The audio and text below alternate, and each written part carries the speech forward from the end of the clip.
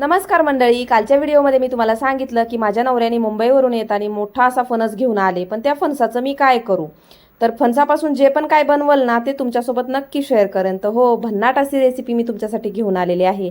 आता थंबनेलवरून तुम्हाला समजलंय की मी ना फणसापासून मस्त असे गुलगुले बनवलेत, पण हे गुलगुले फणसाचे कसे बनवले तेच तुम्हाला आज दाखवणार आहे। खायला तर एवढे भारी आहेत ना, तुम्ही बघू शकता। मी तळते तरी सुद्धा आहे ना माझं तोंड चालूच आहे, म्हणजे कंट्रोल नाही करू शकत। एकदा खाल्ले ना तर तुम्ही बार बार बनवून खाणार, आणि ज्यांना फणस आवडत नाही ना त्यांना हे गुलगुले बनवून खाऊ घाला, ते कधीच फणसाला नको असं म्हणणार नाही।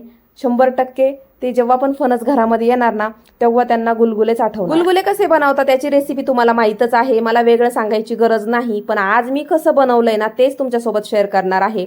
बघू शकता, फणस काल क्लीन केला होता आणि त्याच्यानंतर आहे ना मस्त असे गरे बाजूला केले होते। आता हे जे गरे आहेत ना ते मस्त असे पिकलेले आहेत बरं का, आणि खायला तर एवढे गोड आहेत ना, खरंच खूप भारी आहेत। त्याच्यामधल्या बिया बाजूला करायच्यात, आणि बियाच्या वर असं कवच असतं बघू शकता।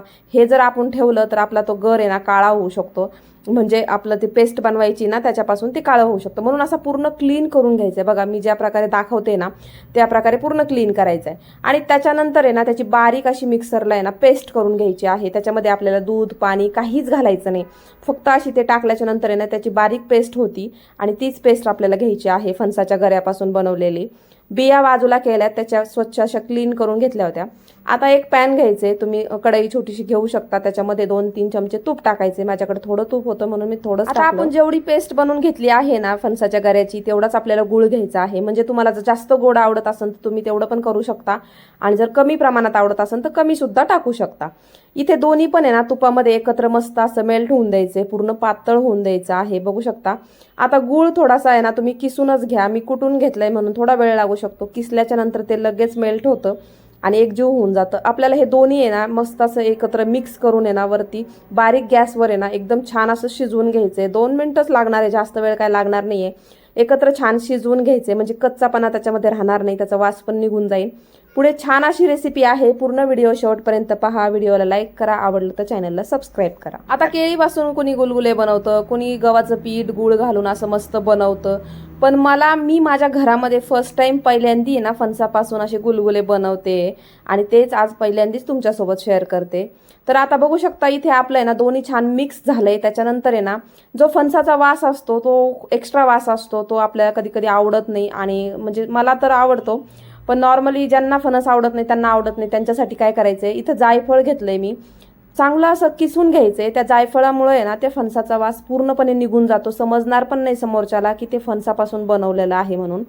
नंतर थोडीशी ना 1-2 वेलची कुटून बारीक त्याच्यामध्ये टाकायची आहे, मग तर टेन्शनच नाही काही, आणि अजिबात समजणार नाही की हे फणसापासून बनवलेलं आहे। आता फणसाला त्याचा एक वेगळा वास असतो, खूप जास्त असतो, जो की आपण म्हणजे घरामध्ये जर फणस आणला ना त्यात सगळा वास तो घरामध्ये दरवळतो। कुणाकुणाला आवडत नाही, तर त्याच्यासाठी 2 गोष्टी मी याच्यामध्ये ऍड केलेल्या आहेत, ते म्हणजे जायफळ आणि दुसरं म्हणजे वेलची पूड। तुम्ही त्याच्यामध्ये छान अशी बडीशेप आणि वेलची एकत्र कुटून पण टाकू शकता, आणि ना ते पण मग तुम्हाला वासासाठी म्हणजे स्मेल म्हणजे त्याचं येणार नाही त्याच्यासाठी ते पण टाकू शकता। पण मी इथं बडीशेप टाकलेली नाहीये, जायफळ बऱ्यापैकी टाकलंय आणि वेलची सुद्धा टाकली, त्याच्यामुळे वासाचं बिलकुल टेन्शन नाही। खायला एक नंबर लागणार आहे, जेव्हा बनवत होते तेव्हाच खूप भारी लागत होतं।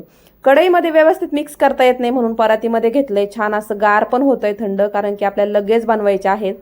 आता गुलगुले बनवताना कोणी कोणी त्याच्यामध्ये आहे ना सोडा टाकत असन, किंवा म्हणजे मला माहित नाही, पण याच्यामध्ये सोडा टाकू नका, कारण की गुलगुले मग जास्त ते तेल पितात, आणि जास्त असे नाही का तेल जास्त आपल्याला खाल्लेलं पण चांगलं नसतं, म्हणून याच्यामध्ये सोडा टाकायची काहीच गरज नाही। तसेच गुलगुले बनवा, छान फुगतात, छान बनतात।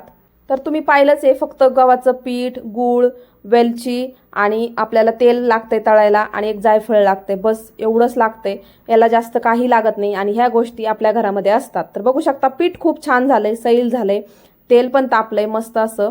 तर हे सगळे गुलगुले आहेत ना असे आपल्याला भजे जसे करतो ना आपण तसेच आहे ना कढईमध्ये टाकून घ्यायचे आहेत। कढई शक्यतो खोल आणि छोटीच घ्या, कारण की मोठ्या कढईमध्ये ना म्हणजे मोठ्या कढईमध्ये जास्त बसतात, पण त्याला तेल पण तेवढं लागतं, त्याच्यासाठी आहे ना छोट्या कढईमध्ये थोडंसं तेल टाकून आहे ना हे बनवू शकता तुम्ही।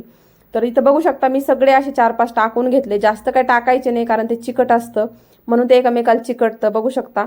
आता आहे ना हे मस्त असं मस्त म्हणजे एकदम असं मस्त झालंय ना की याच्यामध्ये ना आपल्याला सोडायची गरजच पडणार नाही, ऑटोमॅटिक ते फुलून जातं। बघू शकता कढईला सुद्धा चिटकत नाहीये, त्याच्यामुळे मस्त असे बनले छान। तर असेच मी सगळे बनवून घेते, तुम्हाला दाखवते पुढे. बघू शकता खूप मस्त झालेत.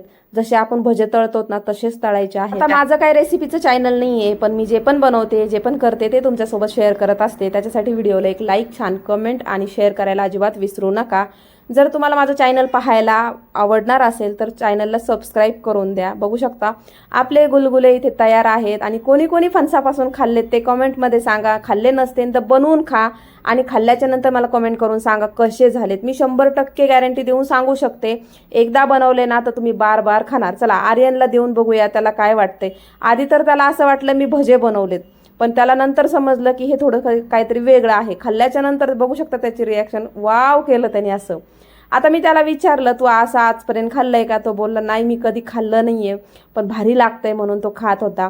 आणि जेव्हा मी त्याला सांगितलं नाही फणसापासून केलंय तेव्हा त्याने डायरेक्ट तोंडातून जीभच बाहेर काढली. कारण की माझ्या मुलाला जास्त फणस आवडत नाही, पण त्याला कळलं ना मम्मानी फणसापासून असं काय बनवलंय, तेव्हा त्याने ते खाल्लं. पण त्याला कळल्याच्या नंतर त्याला असं झालं की यार मम्मा तुम्हाला फणस खाऊ घातलं. असं खूप छान झालं होतं म्हणून त्यांनी खाल्लं.